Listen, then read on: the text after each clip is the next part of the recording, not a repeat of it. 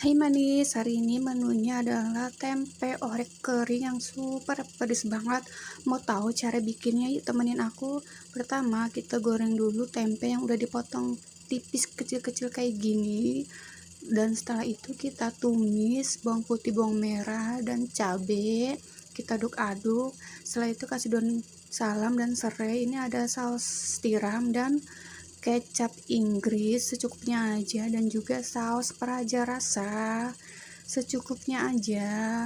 Kita aduk-aduk dan kasih tempe orek yang tadi digoreng, kita campur-campur sama gula merah, kasih masako sedikit aja, dan kecap manis secukupnya aja. Kita aduk-aduk lagi dan siap untuk disajikan, dan sangat enak sekali. Selamat mencoba ya.